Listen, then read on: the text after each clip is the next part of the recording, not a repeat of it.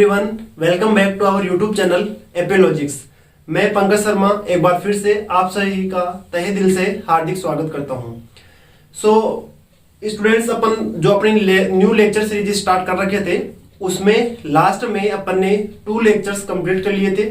एक बार थोड़ा सा उनको रिकॉल करने की कोशिश करते हैं कि वहां पर अपन ने क्या क्या पढ़ा था। ठीक है, तो फर्स्ट लेक्चर से अपन ने स्टार्ट किया था जिसमें अपन टॉपिक लेके चल रहे हैं इनवर्स सर्कुलर फंक्शन, प्रतिलोम वृत्तीय फलन, क्लास 12th का टॉपिक है। ठीक है, इसमें फर्स्ट लेक्चर में अपन ने बेसिक स्टार्ट किया था कि बेसिक चीजें जो वो क्या क्या होती है। यदि अभी तक किसी ने वो लेक्चर नहीं देखे हैं तो प्लीज आप उन लेक्चर्स को, जो लास्ट के 2 लेक्चर है वो काफी इंपॉर्टेंट है इस पूरे चैप्टर के लिए, क्योंकि वो ये चैप्टर जो है पूरा का पूरा डिपेंड है बेसिक के ऊपर।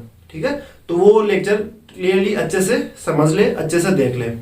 और सेकंड लेक्चर जो है उसमें फिर अपन ने जो फर्स्ट लेक्चर था उस पर बेस्ड एग्जांपल्स किए थे। ठीक है, अब आज का लेक्चर जो है वो लेक्चर नंबर 3 है और इसको अपन स्टार्ट करने वाले हैं। तो देखते हैं लेक्चर नंबर 3 जो है इसमें अपन क्या पढ़ने वाले हैं। सबसे पहले तो इसकी बात करते हैं। आज बेसिक लेक्चर जो है वो बेसिक कंसेप्ट जो है वो अपन ने स्टार्ट किया था, वो 2 लेक्चर्स में कंप्लीट हो गए। आज अब इस लेक्चर में अपन क्या पढ़ेंगे, अपना टॉपिक जो है, जो अपन बात कर रहे हैं सर्कुलर फंक्शंस की, इनवर्स सर्कुलर फंक्शन जो है वो क्या होते हैं, इस टॉपिक की बात करने वाले हैं। इसकी अपन शुरुआत करने वाले हैं। क्लियर है, प्रतिलोम वृत्तीय फलन जो है वो आज यहां से अपन स्टार्ट करने वाले हैं।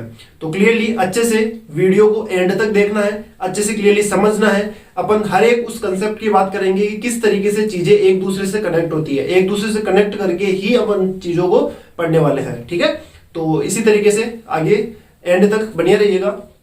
तो चलिए इसी जोश, इसी उम्मीद के साथ स्टार्ट करते हैं अपना लेक्चर, आज का lecture number 3।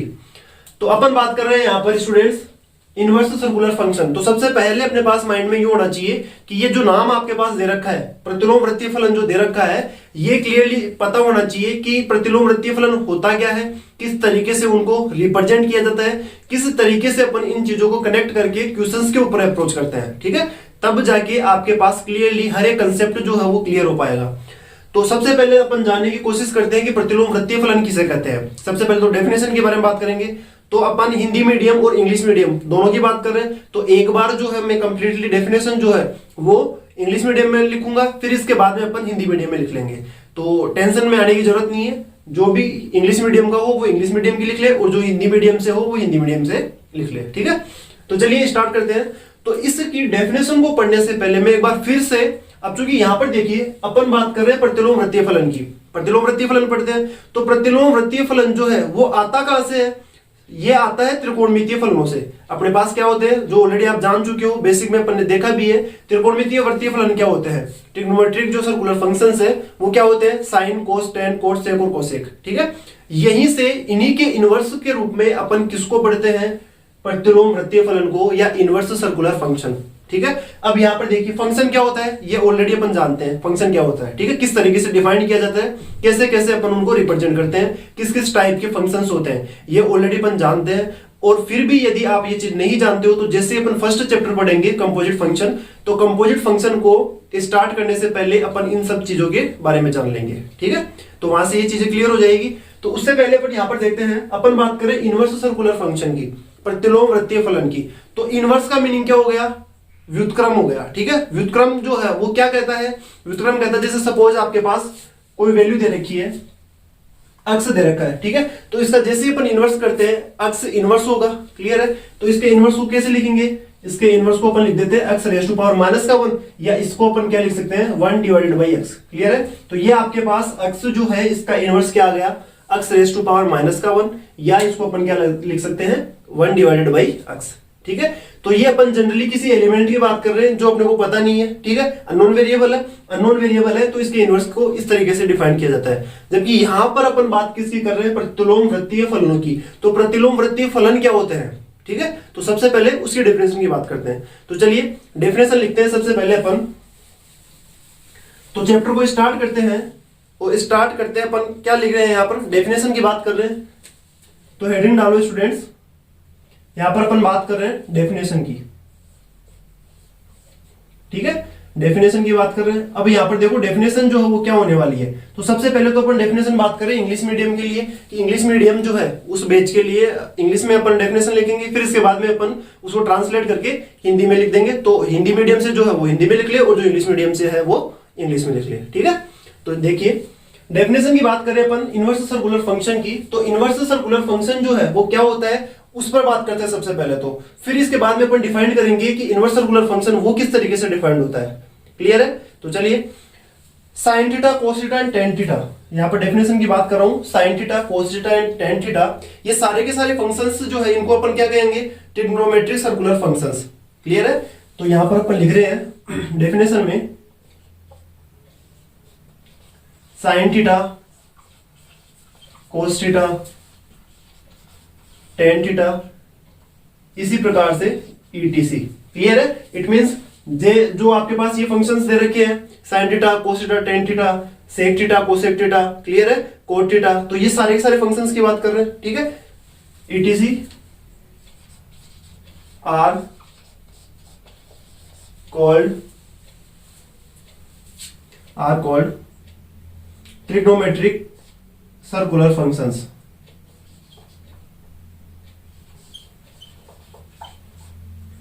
Are called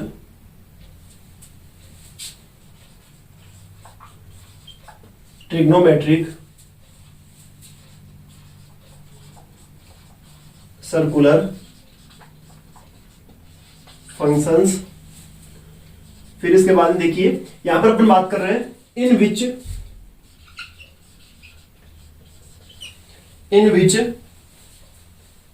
for every value of every theta, for every value of every theta in which for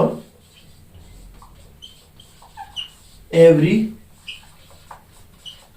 value of every theta। यहां पर देखिए अपन क्या बात कर रहे हैं, अपन डेफिनेशन की बात कर रहे हैं। वो क्या कर रही है, sine theta cos theta tan theta ETC are called trigonometric circular functions. जानते हैं आप ऑलरेडी ये क्या आपके पास ट्रिग्नोमेट्रिक सर्कुलर फंक्शंस है, ठीक है। In which for every value of every theta, यहां पर अपन किसकी बात कर रहे हैं, for every value of every theta, theta की प्रत्येक वैल्यू के लिए बात करने वाले हैं, ठीक है। Every value of every theta is equal to a fixed number. अपने को यह भी पता है कि जो थीटा है वो क्या होगा, is equal to a fixed number. Clear है? यहां पर देखिए बार फिर से मैं रिपीट कर रहा हूं, क्या कह रहे हैं अपन, डेफिनेशन की बात कर रहे हैं। तो डेफिनेशन में देखो सबसे पहले इनवर्स सर्कुलर फंक्शन जो है इसको पढ़ने के लिए ये इनवर्स सर्कुलर फंक्शंस जो है वो किस पर डिपेंड है, ट्रिग्नोमेट्रिक फंक्शंस के ऊपर। तो वहां से आपके पास अपन किसको डिफाइन करेंगे, इनवर्स सर्कुलर फंक्शंस को। तो सबसे पहले अपन ने क्या लिखा कि जो आपके पास साइन कोस टेन दे रखे हैं ये सारे के सारे क्या होते हैं, ट्रिग्नोमेट्रिक सर्कुलर फंक्शंस होते हैं। क्लियर है?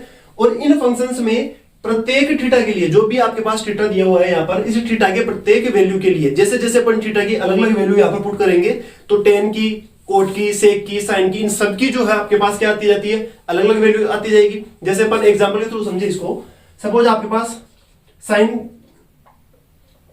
30 डिग्री दे रखा है, ठीक है, या साइन 0 डिग्री दे रखा है, कुछ भी दे रखा है, टेन 45 डिग्री दे रखा है। तो यहां पर देखिए साइन 30 डिग्री यदि आपके पास दे रखा है तो इसकी वैल्यू क्या होगी, 1/2 हो जाएगी। अब आपको ऑलरेडी इस चीज का पता है कि साइन 30 की वैल्यू क्या है, 1/2 है। तो ये आपके पास क्या आ गया, एक नंबर आ गया। जैसे जैसे आप थीटा की वैल्यू यहां पर अपन क्या करते जाएंगे, अलग अलग डिफरेंट पुट करते जाएंगे, उसी तरीके से यहां पर उन डिफरेंट थीटा के लिए आपके पास जो भी आपकी वैल्यू आएगी वो क्या होती है, एक नंबर होता है, ठीक है। तो यहां तक अपन एक चीज देख चुके हैं। तो अब देखिए आगे इसमें ये अपने को पता लगा है कि थीटा की प्रत्येक वैल्यू के लिए जो है जो भी आपके पास वैल्यू आएगी वो आपके पास एक फिक्स्ड नंबर आएगा, ठीक है। तो यहां पर देखो वी नो दैट इफ, यहां पर भी बात करते हैं अपन, यदि अपन सपोज कोई ट्रिग्नोमेट्रिक फंक्शन ले लिए, if sine theta equals to, ठीक है। और इस साइन थीटा ट्रिग्नोमेट्रिक फंक्शन को अपन ने किसके इक्वल मान लिया, किसी एलिमेंट x के इक्वल मान लिया। अपने को ये पता है कि ये सारे के सारे फंक्शंस जो है कौन से हैं, ट्रिग्नोमेट्रिक फंक्शंस है। तो इन ट्रिग्नोमेट्रिक फंक्शंस में से अपन ने क्या लिया, साइन थीटा ले लिया, और साइन थीटा जो है उसको अपन ने क्या मान लिया, किसी अननोन वेरिएबल, किसी अननोन आपके पास कोई वेरिएबल दे रखी है x, इसके इक्वल मान लिया। क्लियर है। तो जैसे ही अपन ने इसको साइन थीटा को x के इक्वल माना, तो यहां पर देखो, यहां पर क्या हो जाएगा, अपन जैसे अपन इसको ट्रांसफर करेंगे, थीटा की वैल्यू निकालेंगे, तो थीटा इक्वल टू क्या हो जाएगा, या इसको इधर लिख लेते हैं, देन थीटा इक्वल टू, यहां से देखिए, जैसे यहां से अपन थीटा की वैल्यू निकालेंगे तो साइन जो है ये क्या हो जाएगा, इधर आगे ये आपके पास आ जाएगा साइन इनवर्स एक्स। क्लियर है। अब यहां पर एक बार फिर से मैं एक चीज बताने की बात कर रहा हूं, जो बेसिक है वो क्या है, जैसे अपन यहां पर ये चीजें होती है, ये कभी भी अपन इनको ट्रांसफर नहीं करते हैं। अगली बात समझे, ये चीजें एक दूसरे के ऊपर क्या होती है, ऑपरेट होती है। क्लियर है। अब जैसे ऑपरेट होने का मीनिंग क्या हो गया, ऑपरेट समझना एक बार, ऑपरेट होने का सिस्टम क्या होगा, किस तरीके से ऑपरेशन जो है वो एक दूसरे के ऊपर अप्लाई होते हैं। जैसे अपन कई बार देखते हैं मैथमेटिक्स में अपने पास बहुत जगह यूज होता है, क्या होता है, सपोज जैसे फंक्शंस की बात कर लेते हैं अपन, ठीक है, फंक्शंस की बात कर लेते हैं, F of X equal to अपन ने क्या मान लिया, वाई मान लिया। क्लियर है। क्या मान लिया अपन ने, F of X equal to क्या मान लिया, वाई मान लिया। अब एफ ऑफ एक्स जो है एक्स के एलिमेंटों के लिए क्या है, इमेज है, एफ एक्स इमेज ही तो होती है ना, ठीक है। और एफ एक्स यदि आपके पास एक्स एलिमेंटों की इमेज है तो ये वैल्यू किसके इक्वल आती है, वाई के इक्वल आती है। ये बात भी क्लियर है। अब यहां पर अपन क्या करते हैं, एफ जो है इसको ऑपरेट करवाते हैं इधर, तो ये क्या हो जाएगा, ऑपरेट होने का मीनिंग क्या हो गया, एक्स की वैल्यू जैसे अपन निकालेंगे तो ये क्या हो जाएगा आपके पास, एफ इनवर्स ऑफ वाई। अब एफ इनवर्स जो है ये यहां से इसका ट्रांसफर नहीं हुआ, कभी कभी भी अपन यहां पर क्या करते हैं, ट्रांसफर नहीं करते हैं। तो ये चीजें होती कैसे, कैसे वर्क करती है वो देखो। यहां पर अपन क्या करेंगे, इसमें यहां पर जैसे अपन क्या करेंगे, दोनों साइड में एलएचएस और आरएचएस दोनों साइड में क्या करेंगे, एफ इनवर्स से एफ रेज टू पावर -1 जो है उस एलिमेंट से क्या करवा देंगे, ऑपरेट करवाएंगे। तो करवाओ यहां पर ऑपरेट, तो यहां पर तो क्या हो जाएगा, F inverse F of X equal to, यहां क्या हो जाएगा, एफ इनवर्स ऑफ वाई। तो आपको ऑलरेडी ये पता है कि यदि कोई वैल्यू आपके पास दे रखी है, कोई भी फंक्शन दे रखा है या कोई भी एलिमेंट दे रखा है, वो अपने इनवर्स से ऑपरेट होता है तो वो दोनों मिलकर क्या बना देते हैं, 1 बना देंगे। ठीक है। तो यहां पर ये दोनों ऑपरेट होके यहां पर तो आपके पास क्या बच गया, ये तो 1 हो जाएगा, तो इधर 2 एक्स बच गया, और इधर आपके पास ये क्या आ गया, एफ इनवर्स वाई आ गया। तो इस तरीके से ये जो फंक्शंस की बात करें या किसी भी एलिमेंट्स की बात करें, कभी भी अपन उनको ये बोलने की बात होती है कि अपन उनको ट्रांसफर कर रहे हैं, ठीक है, बट वो ट्रांसफरेबल नहीं होते हैं, वो क्या होते हैं, एक दूसरे के ऊपर ऑपरेट होते हैं। और ऑपरेट किस तरीके से होता है, वो इस तरीके से होता है। क्लियर है ये चीजें, ठीक है। तो चलो देखते हैं नेक्स्ट अपन डेफिनेशन पर। अब देखो यहां पर, तो यहां पर आपने क्या किया, थीटा की वैल्यू निकालनी थी, तो थीटा की वैल्यू निकाली, तो यहां पर अपन ने क्या, यहां पर थीटा जो है उसकी वैल्यू क्या आ गई आपके पास, साइन इनवर्स एक्स आ गया। ठीक है। इसको क्या पढ़ेंगे, साइन इनवर्स एक्स। क्लियर है। यहां पर जो ये आपके पास पावर देख रखी है, ये पावर जो है वो पावर नहीं होती है कभी भी, जो आपके पास -1 यहां पर लिखा हुआ है वो कभी भी इसको अपन पावर के रूप में नहीं पढ़ते हैं, वो अपन अभी नोट में लगा के लिखेंगे भी। तो यहां पर अपन इसको क्या है, ये आपके पास ऑलरेडी यहां पर क्या होता है, एज ए साइन जो है वो यूज किया जाता है। ठीक है। किसका साइन है ये, इनवर्स, जो कि अपन क्या पढ़ रहे हैं, इनवर्स सर्कुलर फंक्शन पढ़ रहे हैं। तो इनवर्स जो है उसके लिए अपन ऐसा लिखते हैं, बट यहां पर इसको कभी भी पावर के रूप में नहीं पढ़ते हैं। ठीक है। वो अपन एग्जांपल के थ्रू अभी समझेंगे भी, नोट लगा के लिखेंगे तब कि किस तरीके से इनको लिखा जाता है। क्लियर है। तो यहां पर अपन ने क्या बात कर ली कि थीटा जो है उसकी वैल्यू क्या आ गई आपके पास, साइन इनवर्स एक्स। अब इसके बाद में देखिए, जैसे ही अपन आगे बढ़ते हैं तो इसकी डेफिनेशन में क्या हो जाएगा, ये जो आपके पास साइन इनवर्स एक्स जो आपके पास टर्म दे रखी है, ठीक है, इस टर्म में देखिए, टर्म साइन इनवर्स एक्स जो है ये एक्सप्रेस करती है एंगल थीटा को एज एक्स। ठीक है। ये टर्म साइन इनवर्स एक्स, तो यहां पर मैं लिख रहा हूं, यहां पर बात करते हैं अपन, here term sine inverse X express, here term sine inverse X express angle theta as X is called inverse circular function. तो ये किसकी डेफिनेशन हो जाएगी आपके पास, इनवर्स सर्कुलर फंक्शन की हो जाएगी। ठीक है। ये term sine inverse X express, किसको एक्सप्रेस करती है, एंगल थीटा को। क्लियर है। और ये एंगल थीटा को जैसे एक्सप्रेस करती है, ठीक है, तो किसके फॉर्म में करती है, यहां पर देखो अपन क्या बात करें, ये term sine inverse X express angle theta किसको एक्सप्रेस कर रही है, एंगल थीटा को एक्सप्रेस कर रही है। तो जैसे यहाँ पर अपन बात करते हैं कि साइन इनवर्स एक्स जो है वो किसकी वैल्यू है, थीटा की वैल्यू, तो अपन ऐसा कह सकते हैं कि साइन इनवर्स एक्स जो है ये वाली पूरी की पूरी टर्म किसको एक्सप्रेस कर रही है, यहाँ पर एंगल जो है वो थीटा दे रखा था और उस थीटा एंगल को एक्सप्रेस कर रही है। किस तरीके से कर रही है, थीटा एज अक्स, किसके फॉर्म में कर रही है, एज अक्स। क्लियर है, एज अक्स का मीनिंग क्या हो गया कि यहां पर ये वाली टर्म जो है वो एंगल थीटा को एक्सप्रेस कर रही है, किसकी फॉर्म में कर रही है, अक्स की फॉर्म में, क्योंकि अपन इसी को तो बोल रहे हैं साइन इनवर्स अक्स। क्लियर है, तो यहां पर ये क्या हो गया, अक्स की फॉर्म में थीटा एंगल को एक्सप्रेस कर रही है, कौन सी टर्म, साइन इनवर्स अक्स। तो यहां पर देखिए इसको अपन क्या कहेंगे, जो टर्म अपन लेके चल रहे हैं, ठीक है, इसी टर्म की अपन बात कर रहे हैं, is called inverse circular function, is called inverse circular function. ठीक है, कौन सी टर्म को कहा अपन इनवर्स सर्कुलर फंक्शन, जो अपन ने यहां पर लिया था sine theta equals to x.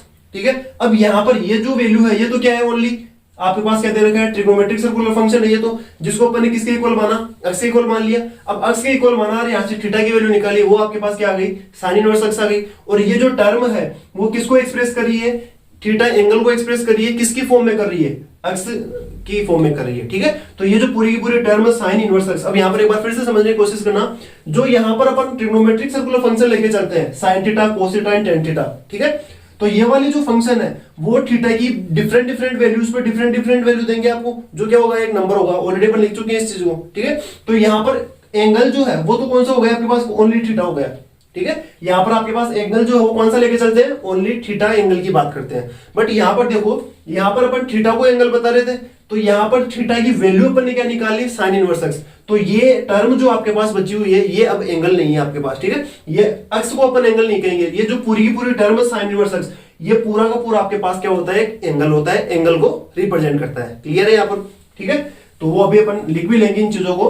तो ये समझने की बात थी कि थीटा इक्वल टू अपने पास क्या आ गया, साइन इनवर्स एक्स, और जो साइन इनवर्स एक्स अपन ने निकाला यही आपके पास क्या होता है, इनवर्स सर्कुलर फंक्शन होता है। तो ये तो अपन किसकी बात कर लिए, डेफिनेशन की बात कर रहे थे।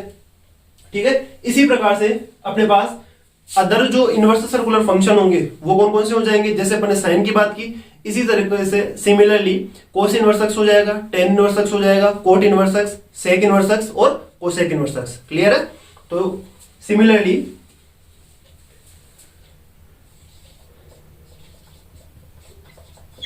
नेक्स्ट लिख रहे हैं अपन, सिमिलरली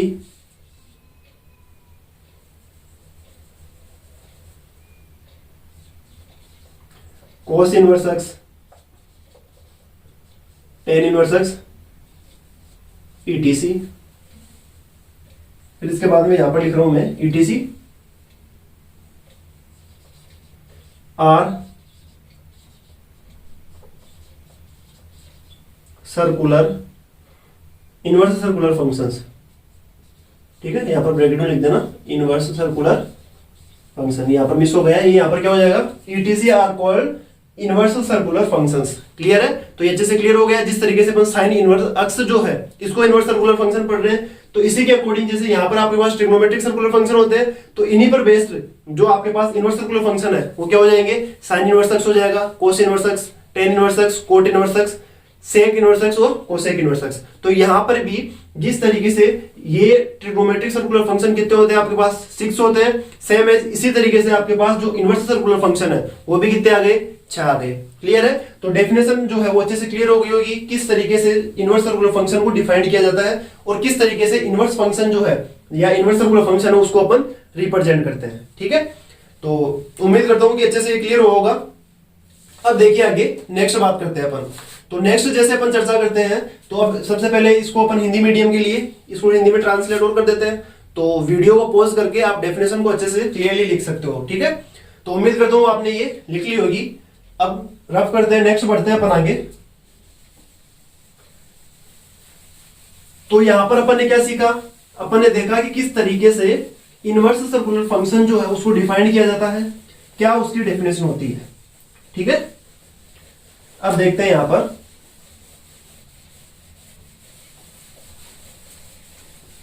हिंदी मीडियम के लिए डेफिनेशन देखते हैं, इसको ट्रांसलेट करते हैं। तो देखिए ऑलरेडी अपने को पता है कि अपन कौन सा एरो यूज कर रहे थे, इंग्लिश मीडियम के लिए इंग्लिश डेफिनेशन के लिए अलग यूज हो, अब यहाँ पर हिंदी के लिए कुछ इस तरीके से एरो यूज किया था अपन ने, ठीक है सिंपली। तो यहाँ पर देखो अब बात करते हैं अपन हिंदी मीडियम की डेफिनेशन के लिए इनवर्स सर्कुलर फंक्शन की, ठीक है। तो सेम उसी प्रकार से अपन क्या कहेंगे, sign theta, cos theta, tan theta, etc भी बोल सकते हैं, या अपन डायरेक्टली इत्यादि भी लिख सकते हैं यहाँ पर, ठीक है। तो यहाँ पर क्या हो जाएगा,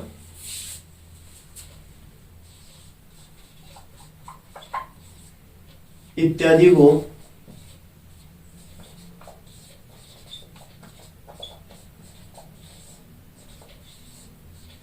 त्रिकोणमितीय, इत्यादि को त्रिकोणमितीय वृत्तीय फलन कहा जाता है, इत्यादि को त्रिकोणमितीय वृत्तीय फलन कहा जाता है। क्लियर है? यहां तक अपन ये बात कर ली कि जो साइन कोस टेन होते हैं ये सारे के सारे आपके पास क्या होते हैं, त्रिकोणमितीय वृत्तीय फलन होते हैं या त्रिकोणमितीय वृत्तीय फलन कहलाते हैं। क्लियर है? अब यहां पर देखो जिनमें प्रत्येक थीटा के प्रत्येक मान के लिए एक निश्चित संख्या के बराबर होता है। क्या बताया अपन ने कि इसमें जिनमें प्रत्येक थीटा, जिसमें प्रत्येक थीटा का प्रत्येक मान, जिसमें प्रत्येक थीटा का प्रत्येक मान एक निश्चित संख्या के बराबर होता है, is equal to a fixed number, मान एक निश्चित संख्या के बराबर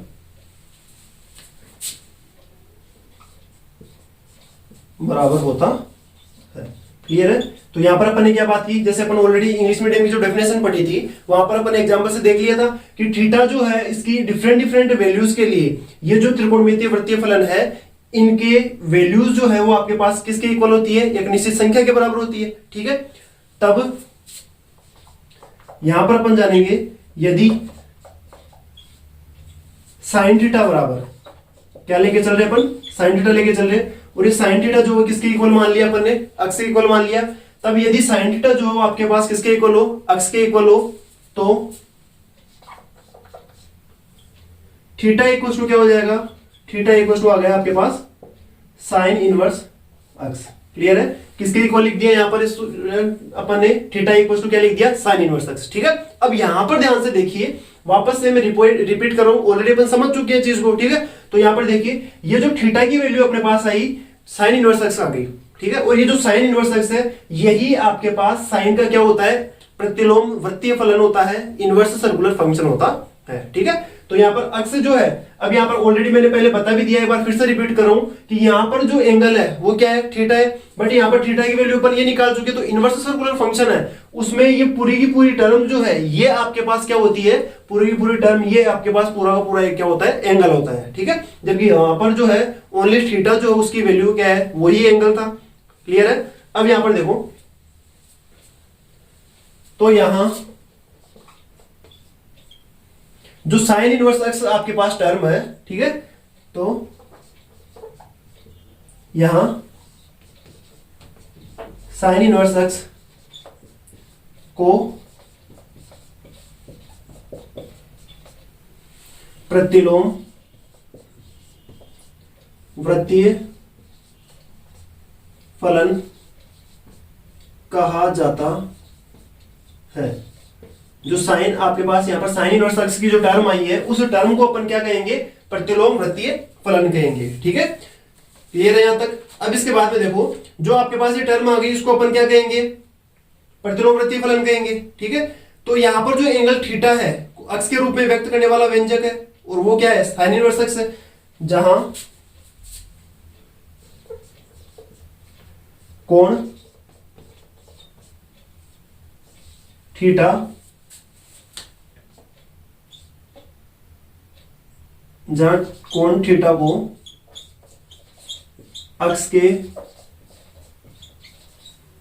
व्यंजक के रूप में व्यक्त किया गया है या व्यक्त किया है। क्लियर है? अपन ने क्या लिखा है, जहां ये कोण थीटा जो है ये किसको व्यक्त कर रहा है, अक्स एंगल के रूप में व्यक्त कर रहा है। क्लियर है? तो यहां पर जो टर्म आपके पास आ गई साइन इनवर्स एक्स, इसी टर्म को अपन क्या कहते हैं, इनवर्स सर्कुलर फंक्शन कहते हैं या प्रतिलोम वृत्तीय फलन कहा जाता है। क्लियर है यहां तक? इसी प्रकार से जो अदर आपके पास त्रिकोणमितीय फलन है वो कौन कौन से हो जाएंगे, तो अपन क्या लिख देंगे यहां पर, इसी प्रकार अन्य प्रतिलोम वृत्तीय फलन, अन्य प्रतिलोम वृत्तीय फलन कौन कौन से हो जाएंगे, ये आपके पास आ जाएगा cos inverse X, tan inverse X, cot inverse X, sec inverse X व कोसेक इनवर्स एक्स होंगे। तो यहां पर एक बार मैं फिर से रिपीट कर रहा हूं, ये अभी तक अपन ने किसकी बात की है, डेफिनेशंस की बात की है।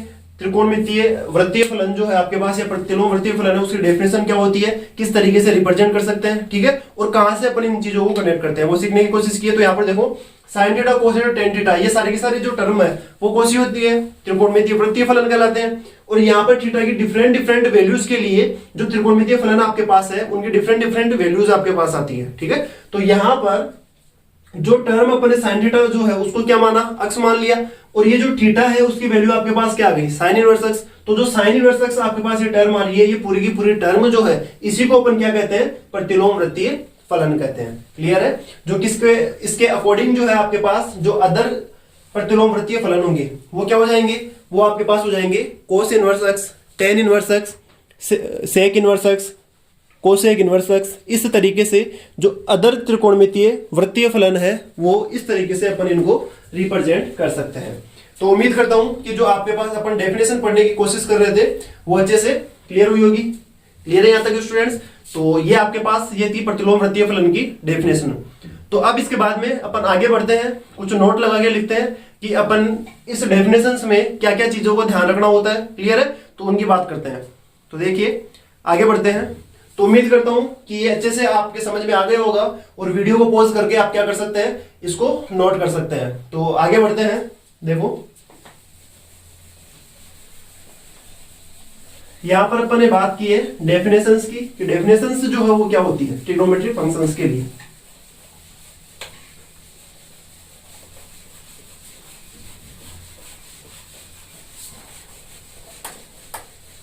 यहां पर देखिए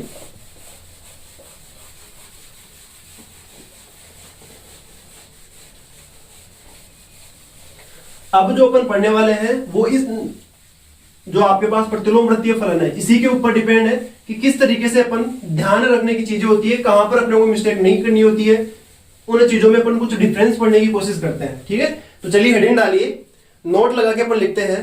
पहले इंग्लिश मीडियम के लिए लिख रहा हूं, फिर इसके बाद में अपन हर एक पॉइंट को हिंदी मीडियम के लिए भी साथ में लिख लेंगे। तो नोट लगा के लिखिए। अब अपन बात कर रहे हैं, नोट लगा के लिखते हैं। ठीक है, जिसमें सबसे पहले इंग्लिश मीडियम की बात करते हैं। तो फर्स्ट पॉइंट जो है उसमें अपन क्या पढ़ने वाले हैं, यहां पर अपन पढ़ रहे हैं फर्स्ट पॉइंट में कि sign inverse X, cos inverse x, इनमें यदि अपन टर्म की बात करें -1, वो क्या होती है, पावर नहीं होती है। It is only used as a symbol of inverse function. ठीक है, तो यहां पर अपन सबसे पहला जो पॉइंट है नोट में वो क्या लिख रहे हैं, यहां पर देखिए क्या बात कर रहे हैं अपन। ऑलरेडी अभी थोड़ी देर पहले मैंने डिस्कस भी किया था, इन साइन इनवर्स एक्स, देखो इधर यहां पर अपन लिख रहे हैं in sine inverse X, cos inverse X, etc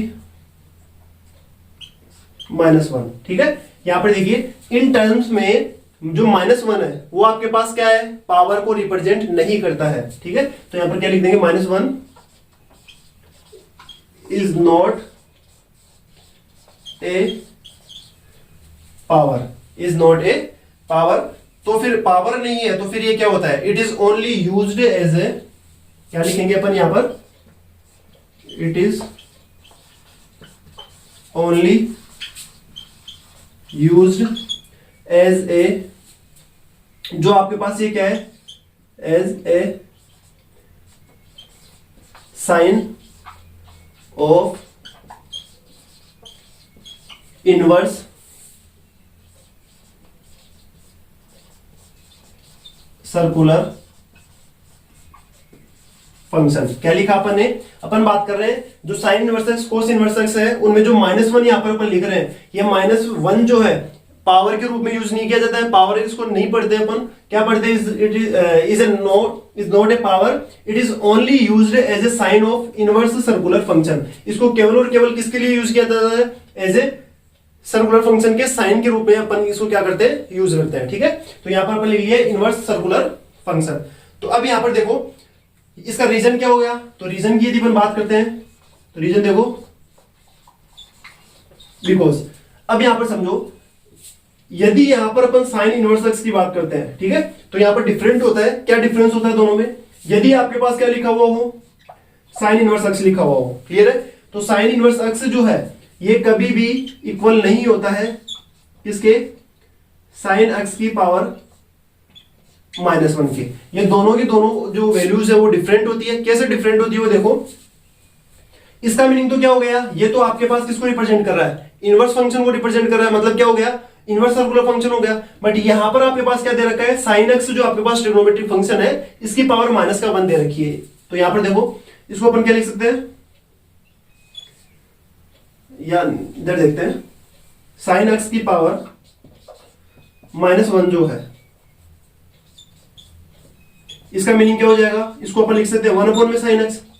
ठीक है, और जो 1 में साइन एक्स है वो किसको रिप्रेजेंट करता है, कोसेक एक्स को। तो यहां पर यदि अपन बात करें तो ये दोनों वैल्यूज जो है वो दोनों क्या होती है, बिल्कुल डिफरेंट होती है। कभी भी अपन इनको इक्वल नहीं लिख सकते हैं। क्यों नहीं लिख सकते, क्योंकि ये जो आपके पास साइन है वो पावर नहीं है, एज ए साइन है, किसका साइन है, इनवर्स सर्कुलर फंक्शन का। क्लियर है यहां पर, ठीक है। तो ये डेफिनेशन हो गई आपके पास, किसकी डेफिनेशन हो गई, या नोट में अपन पॉइंट लिख रहे थे किसके लिए, इंग्लिश मीडियम के लिए। अब इसी को अपन हिंदी में ट्रांसलेट करके, हिंदी मीडियम के लिए मैं बात कर रहा हूं, तो यहां पर देख लीजिए हिंदी मीडियम में बात करते हैं, तो यहां पर एक बार इसको रख कर देते हैं। ठीक है,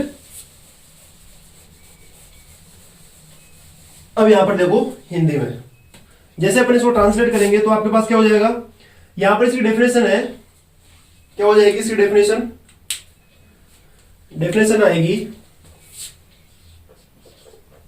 sign inverse X, cos inverse x इत्यादि में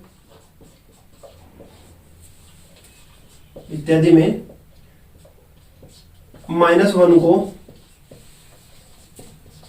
पावर, घात का मतलब क्या हो गया, पावर, घात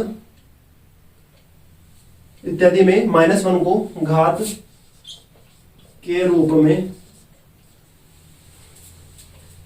घात के रूप में व्यक्त नहीं करते हैं, यह केवल प्रतिलोम वृत्तीय फलन का, यह केवल प्रतिलोम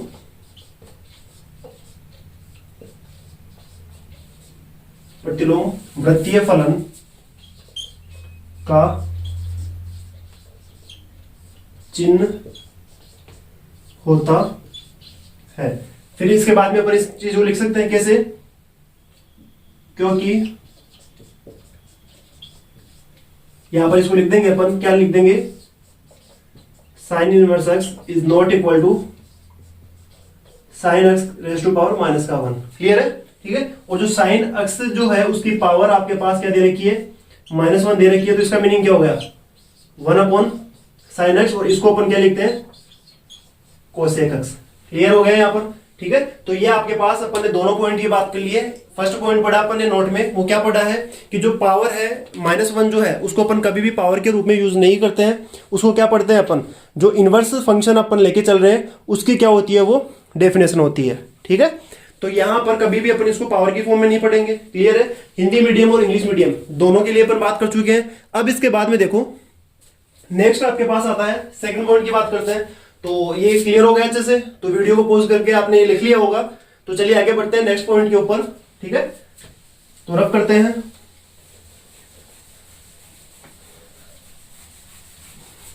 तो यहां पर अपन ने डिफरेंस पढ़ा है कि किस तरीके से अपने को गलती नहीं करनी है, किस तरीके से डेफिनेशंस में अपने को इन चीजों का ध्यान रखना है।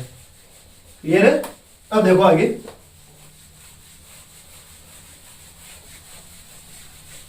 नेक्स्ट सेकंड पॉइंट पर लिखो। सबसे पहले अपन इंग्लिश मीडियम की बात करते हैं, फिर इसके बाद में किसकी बात करेंगे, उसको ट्रांसलेट करके हिंदी मीडियम की बात करेंगे, ठीक है। तो यहां से आपके पास स्टूडेंट्स डबल फायदा हो रहा है समझने के लिए। बार बार चीज रिपीट हो रही है, तो इसका मीनिंग ये है कि आपके पास कंसेप्ट जो है वो अच्छे से क्लियर हो जाना चाहिए। ओके, चलिए तो नेक्स्ट देखो, नेक्स्ट पॉइंट अपन क्या पढ़ रहे हैं।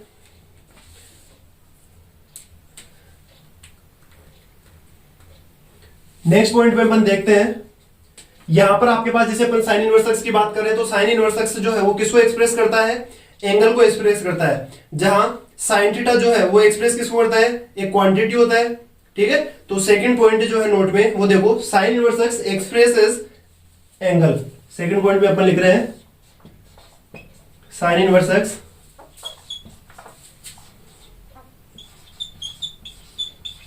Express an.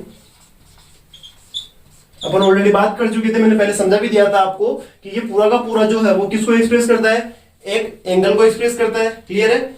Where sine theta जो है वो एक क्वांटिटी को एक्सप्रेस करता है, जहां थीटा जो है वो क्या होता है, एंगल होता है, ठीक है। वेर यहां पर अपन क्या लिखेंगे,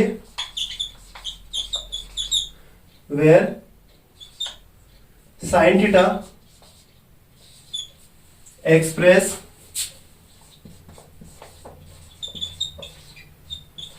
sign theta express as express a quantity